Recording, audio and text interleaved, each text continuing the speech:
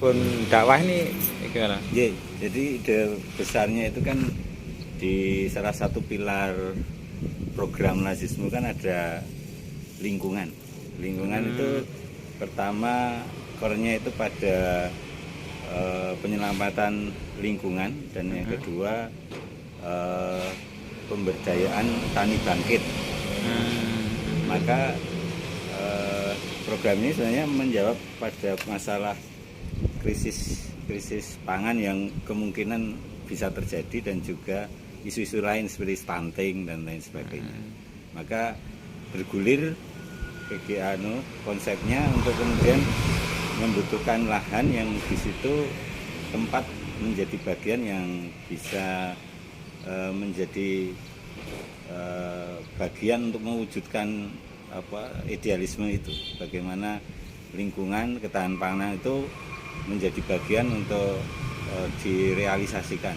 Maka program ini sebenarnya kemudian menindaklanjuti ketika ada program porang itu. Jadi ada porang, kemudian kita sudah menghimpun lahan yang hampir 1 hektar di kota. Oh, di kota. 1 hektar di kota ya? Tapi memang tempatnya terpisah-pisah itu. Nah, salah satu lahannya di sini. Jadi 3.600. Ketika kita mengajukan dulu untuk kegiatan itu, tetapi kegiatan itu kemudian cancel atau tidak berjalan, kemudian kita sambungkan dengan ide kita untuk ada sebuah proses ketahanan pangan dan juga bagian isu lingkungan di situ.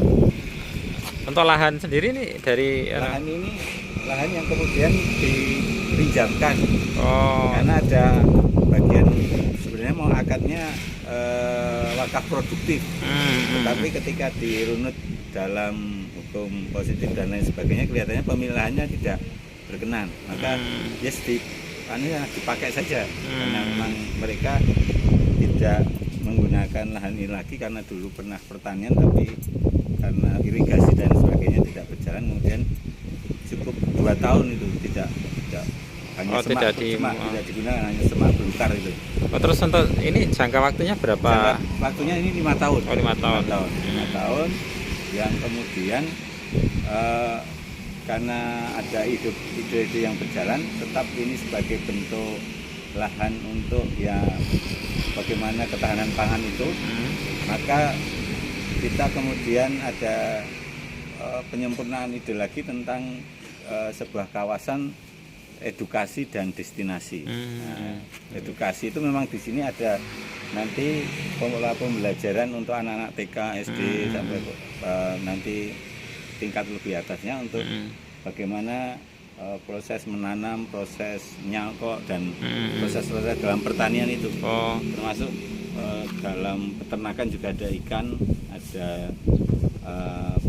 binatang ternak yang kemarin yang kita proyeksikan ada di situ. Sehingga anak-anak itu terdidik untuk kemudian menjadi bagian yang mencintai alam, yang bisa memiliki kecintaan kepada flora dan fauna itu.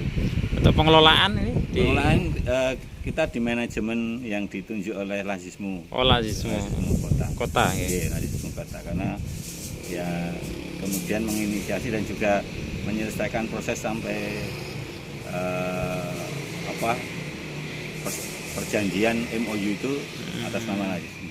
Tetapi ini kemudian menjadi bagian AUM baru PDM Kota Yogyakarta. Jadi ini bagian amal usaha dalam bidang pertanian, dalam bidang peternakan, dalam bidang destinasi terbatas, karena memang akan menjadi seperti itu. Nama resminya apa ini? Nama resminya Kebun Dakwah Muhammadiyah. Kebun Dakwah Muhammadiyah. Diresmikan oleh Pak Haidar Nasir di tanggal 13 November. Ini sebagai proyek dari Siar Muktamar PDM Kota Yogyakarta. Terus untuk bibit-bibitnya ini berarti Lazismu yang bibit ini menjadi bagian yang menarik, karena dari sekolah Muhammadiyah di kota ini kemudian mereka mendonasikan, menyumbangkan 5, 6, 10 bibit untuk ditanam di sini. Konsepsinya memang eh, menarik sebanyak mungkin donasi donatur untuk mengambil peran dan memiliki. Salah satunya bibit, baik bibit ikan, bibit tanaman, kemudian juga ada limasan ini, ada bagian-bagian yang juga termasuk donasi. Maka ini juga ada yang melesetkan menjadi kebun sokeh. Kebun Sokongane wong okeh. sokeh ya. Sokeh. Dan ini nanti akan masih kita kembangkan, ada apa namanya perusahaan-perusahaan baik perbankan, perusahaan-perusahaan yang lainnya yang nanti akan punya satu area. Ketika mereka mendonasikan bagian itu, kita namakan coupling atau cluster sesuai nama yang menyumbang. Ya, seperti itu, sehingga daya memilikinya nanti sangat besar dari kebun ini. Terus jenis tanamannya apa saja? Kalau ini? tanaman nanti ada tanaman buah. Tanaman buah ini tagline-nya itu ditanam, berbuah sebelum ditanam. Kita punya tim ahli, tim konsultan yang berada di situ. Kemudian juga ada tanaman sayuran, juga ada tanaman obat. Nanti kita akan lengkapi area ini dengan jenis-jenis tanaman itu, tanaman toga, tanaman. Kemudian juga ada ikan, ada peternakan ayam kecil yang kemudian memang ini jadi miniatur untuk dikembangkan. Sebuah ekosistem gitu ya. Itu berarti memang sengaja tidak langsung ditanam di tanah itu sebagian itu ya? Sebagian belum ditanam di tanah karena kita akan mengkondisikan termasuk apa yang ditanam di sini dengan apa yang kemudian ditanam gitu ya. Oke.